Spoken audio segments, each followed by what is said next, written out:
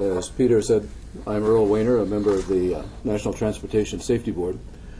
I'd like to introduce Robert Aceta, who is the investigator in charge. The investigators have been on scene this afternoon in Churchill County since Friday, investigating the collision between a truck-trailer combination and an Amtrak passenger train. Let me restate the NTSB's mission in this investigation is to understand what happened, why it happened, and to develop recommendations to prevent it from happening again. So I'd like to take this afternoon's time to update where we stand on the investigation and what we currently know. I'll go through this information based on how our investigation teams are organized.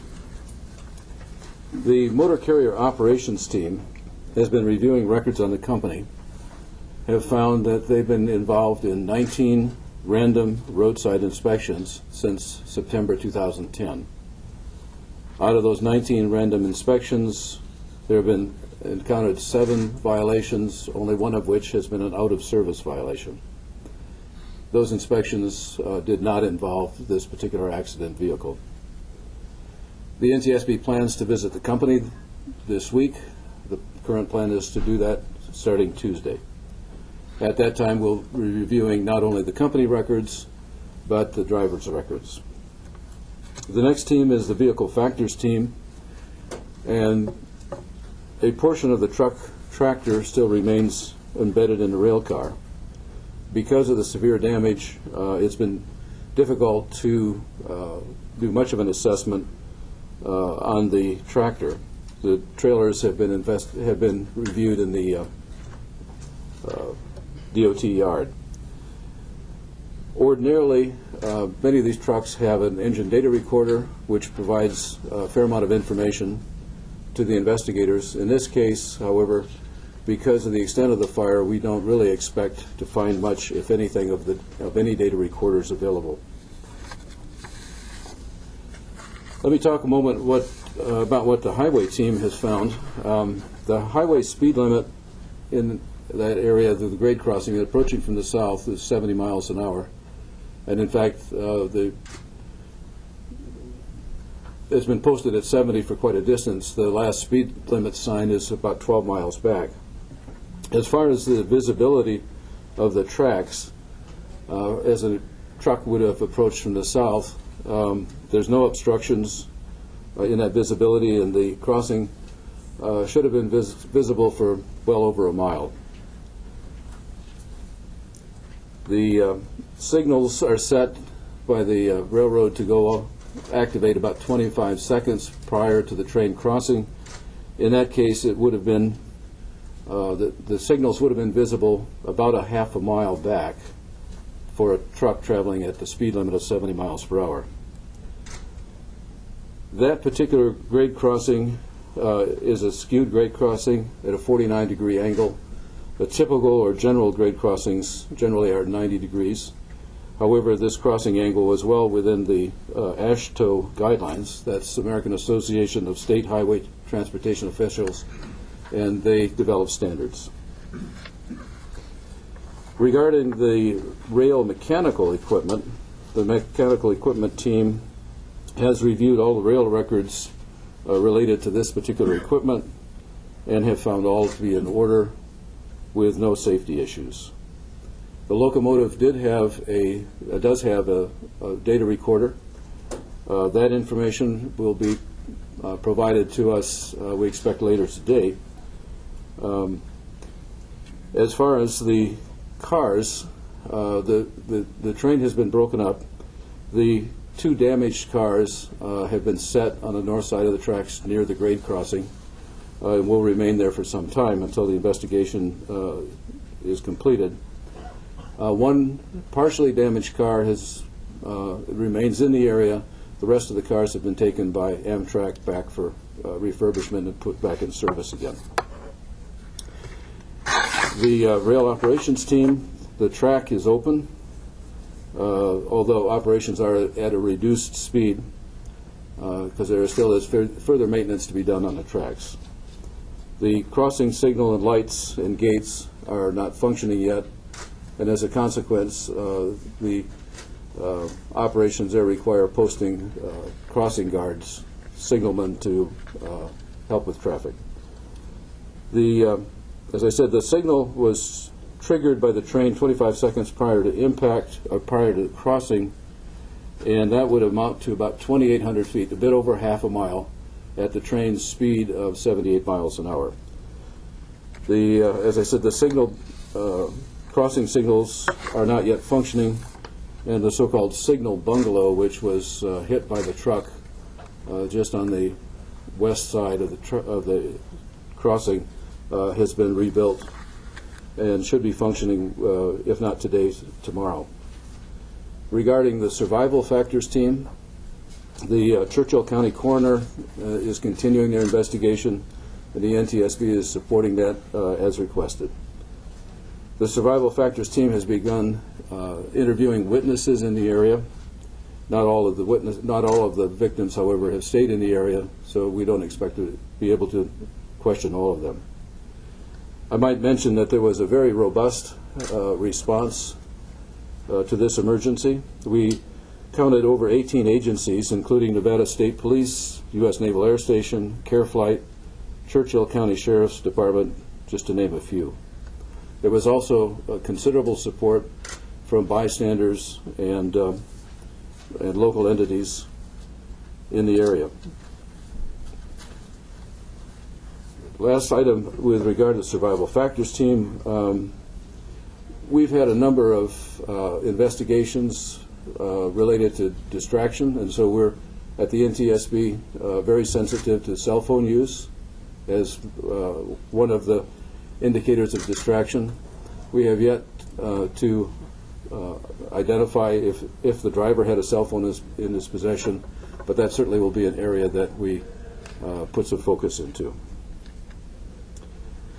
The human performance team is awaiting driver toxicology testing and the autopsy, which we expected. The autopsy, at least in the next few days. Driver toxicology takes a little longer because of the extensive nature of which we are looking in this particular case.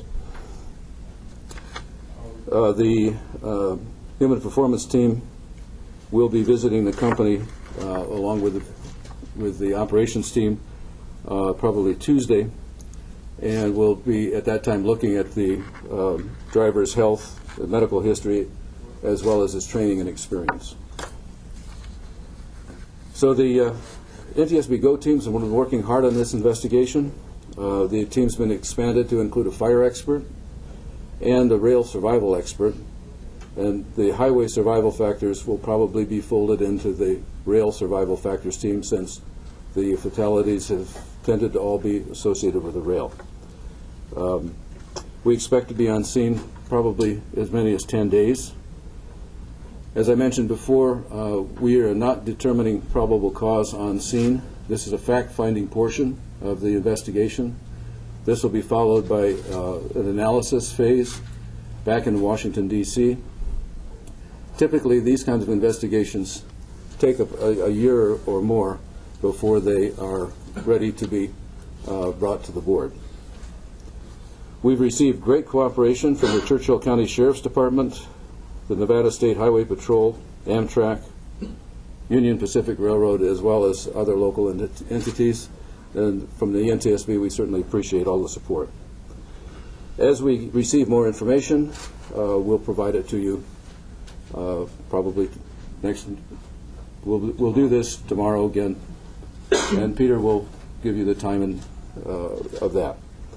So, are there any questions? I have one for clarification. You were mentioning Churchill County Coroner, but I understand from Churchill County Sheriff's that Washoe County is handling everything? Yeah, we're not aware of that, so. Remember, when you repeat the question just for the tele? Well, the question was the Washoe County. I understand the Washoe County Medical Examiner is handling the autopsy and toxicology, and not Churchill County. Okay. The statement is really, it's more of a statement. The Churchill County has delegated the autopsy and the medical to the Washoe County Sheriff. Okay. the medical examiner. Yeah, 28 unaccounted, roughly 28 unaccounted. Any progress on that, number one? And number two, what steps are you taking to figure out, to track down those people? What steps are we taking to track down people missing on the manifest is really the question. Again, we're supporting the medical examiner in that regard. I understand that number has been whittled down, but I don't know to what. And that information is going to have to be obtained from the local authorities. Let's take a question from the teleconference bridge. Amber, is there someone with a question? Yes, we have a question from Lillian Kim. Your line is open. Hi. You said that there were 19 random roadside inspections and 7 have violations. Do you consider that to be a lot? We don't have a comparison. Yeah, we don't have a comparison, so it's hard to say that's significant. We don't know how many trucks they're operating or what the context of the particular inspections were. Okay, thank you. Let's take a question from the room. Has the investigation revealed anything about the truck's tires? Was there anything wrong with the tires? Has the investigation revealed anything wrong with the truck's tires? At this point, the team is still working on the vehicle, and that was part of the tires and brakes are a focus. But exactly where that stands as of this time today, I can't tell you. Is 25 seconds the standard for flashing the lights? I mean, is that a national standard for an approaching train? My understanding is that there's a federal requirement of 20 seconds, but that in this particular case, the railroad has upped that to 25 seconds. And that's, from what I understand, pretty much a standard number. But for a vehicle of that size going with that load, with that speed, I guess that's part of the investigation, whether that's enough time to stop clearly. Yeah, as far as enough time to stop clearly for a vehicle of that size, we think from the time that the signals started and the gates started to come down, the truck, a vehicle driving at the speed limit would have been about a half mile away. Going 70 miles an hour. Going 70 miles an hour. Let's take another question from the conference bridge. Amber, do you have another question? Yes, we have a question from Ralph Vardavidian. Your line is open. Hi, thanks very much for taking my call.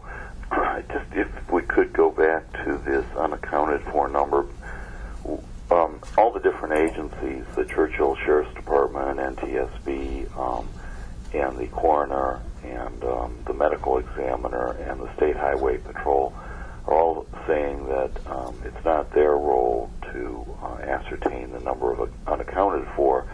And I've been trying all day to determine who released this number of 28, and to my knowledge, NTSB did. So if it is 28 or 20 or whatever, wouldn't that be an extremely important piece of public information to have in terms of understanding the scope of this and importance of this accident? Can you shed any light on that? Well, the question goes back to resolving the names on the manifest against the passengers accounted for, either at the site or since then. The NTSB's role is a safety investigation role, and as I said earlier, our objective is to understand what happened and why it happened and prevent it from happening again. Those numbers are going to have to be obtained from the local authorities. Take a question from the room. Well, they had indicated to me that that wasn't their job and they didn't have it. A question from this room? Based on what you've seen today, are you expecting the death toll to rise? Based on what we've seen today, are we expecting the death toll to rise? I think, again, that's a question for the local authorities. But the rail cars have been set off to the side, will remain in the area until the investigation no longer needs them available. Does the driver have any sort of safety citations issued against him? Did the driver have any safety citations against him? It's too early for us to get that information over the weekend. Nevertheless, we will be pursuing that because that, of course, is of great interest to understand the human factors and human performance issues. What have you been able to find out about the actual company and the safety record and history of the company? Well, just what have we been able to find out about the company? Just what I've provided so far.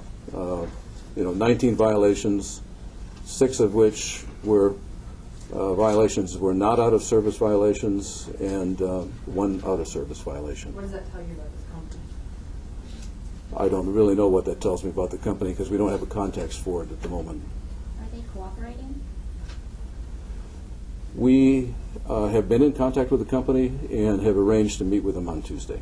And let's take one last question from the teleconference bridge. My name is Chris out of Sacramento. Was wondering, I know it's only been a few days, but how would you characterize the investigation? What's been sort of hindering it? And lastly, if you could sort of answer, we're with the TV station, and we're assuming that we can use these answers in the form of a soundbite in our stories. Is that correct? Yes. Yes, that's correct. Okay. And if you could answer characterize the investigation and what's been hindering it in that regard.